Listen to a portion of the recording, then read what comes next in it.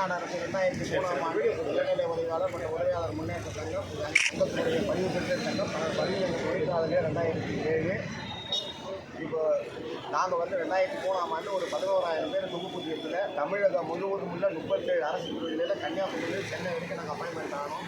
2007 TNPSC exam எழுதி 2010 நாங்கள் அத்தனை பேருமே நிரந்தரப்படுத்தப்பட்டோம்.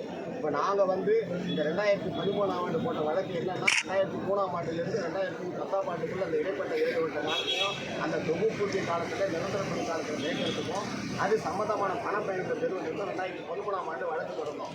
2013ஆம் ஆண்டு போட்ட வழக்கு 2023ஆம் தேதி வரைக்கும் 2023 வரைக்கும் விவாதத்துக்கே எடுத்துக்கொள்ளப்படலை. விவாதத்துக்கு படலை. விவாதத்துக்கு எடுத்துக்கிறது பலமுறை முயன்று கிடைக்காத காரணத்தினால இதே மாதிரி எங்கள் சங்கம் வந்து வள்ளுவர் கோட்டத்தாண்ட மாண்புமிகு நீதிபதியுடைய கவனத்துக்கு சுற்றத்துக்காக அறப்போராட்டம் நடத்தும் போது காவல்துறை உதவியோடு நீதிமன்றத்துக்கு சென்று விவாதத்துக்கு வந்தது. அந்த விவாதத்தை வந்து மாண்புமிகு நீதியரசர் MS ரமேஷ் அவர்களால் தீர்ப்பு வழங்கப்பட்டது. அந்த தீர்ப்பு எப்படியாப்பட்ட தீர்ப்புனா ஒவ்வொரு பேராவும் வந்து உச்சநீதிமன்றம் உயர்நீதிமன்றம் மென்ஷன் பண்ணி கொடுக்கப்பட்ட தீர்ப்பு. அது வந்து ஆர்டராகவே போட்டார். சாம்பார் சார்பும் தயிர் சார்பும் இல்லை, சாம்பார் சார்பு தான் கொடுக்கணும் பண்ணி கொடுத்தாரு.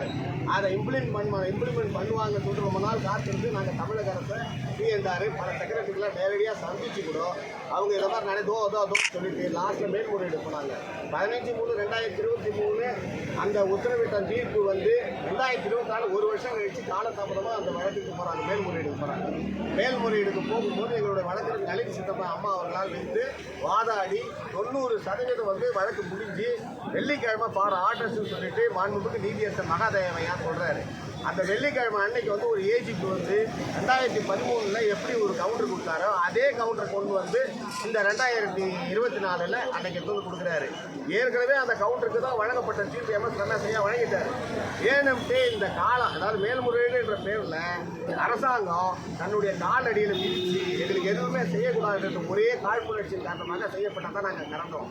இதில் வந்து நீதிமன்றத்தோட நீதிபதிகளுக்கும் எங்களுக்கும் வாய்க்காட்டங்கிற எதுவுமே இல்லை. ஆனால் இருந்த போதிலும் 5 நீதிபதிகள், ஒரு நீதிபதிகள் போர்ட்போலியோ 3 மாதம் 15 மாதம் தொடர்ந்து எங்களுடைய வழக்கு விவாதத்துக்கே எடுத்துக்கொள்ள மாட்டேன்றாப்புல.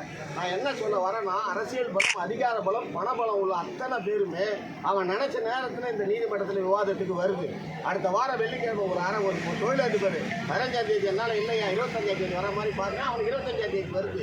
இப்படி அரசியல் பலம், அதிகார பலம், பணபலம் உள்ளவன் நினைச்சா கோர்ட்டில் வந்து அந்த வழக்கு வருது. ஆனால் எங்களை மாதிரி ஏழை பங்காளவன் இவ்வளோ வருஷம் 10 வருஷத்துக்கு ஒரு வாட்டி ஒரு கேஸு, இப்போ 2 வருஷம் 15 மாதம் பதிவாளர்கிட்ட இமெயில் மூலமாக வழக்கில் சம்மந்தப்பட்ட அத்தனை பேருமே ஐயா நாங்கள் வந்து இந்திய சராசரி வயசு 70 வயசு, எங்களுக்கு 64 வயசு கடந்து இன்னைக்கு இருக்க இடத்துக்கு வாடகை கொடுக்க முடியாமல், சாப்பாட்டுக்கு வழி இல்லாமல், மருத்துவ செலவுக்கு இல்லாமல் ரொம்ப கஷ்டப்பட்டு இருக்கோம். அதனால் விவாதத்துக்கு கொண்டு வந்து சேர்த்தீங்கன்னா எங்களுக்கு ஒரு நல்ல தீர்ப்பு கிடைக்கும். அந்த தீர்ப்பின் வழியாக எங்களுடைய பொருளாதாரம் கொஞ்சம் மேம்படும். நாங்கள் கடைசியாக கலந்து கொண்ட ஓய்வூதியத்தில் கூட நாங்கள் கபில் சிபுங்க அவர்கிட்ட வந்து என்ன சொன்னோம்னா, நாங்கள் இருக்கிற இடத்துக்கு வாடகைக்கோ ஒருவேளை உண்பதற்கு உணவோ மருத்துவ செலவு சேர்ந்தா மாதிரி ஒரு ஓய்வூதியம் கொடுங்கன்றாப்புல. ஏன்னா மற்ற அரசு ஊழியர் சங்கங்கள்லாம் கேட்கறது வந்து பிரியாணி கேட்கலாம்.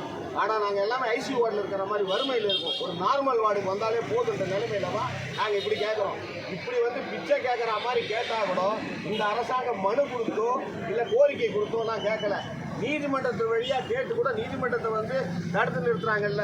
சென்ட்ரல் கவர்மெண்ட்டில் எல்லாமே நீதிமன்றம் தன் கண்ட்ரோலில் வச்சுக்கிதுன்னு சொல்கிறாங்கல்ல. அப்போ இங்கே என்ன மட்டும் நடக்குது சொல்லுங்கள் பார்க்கலாம்.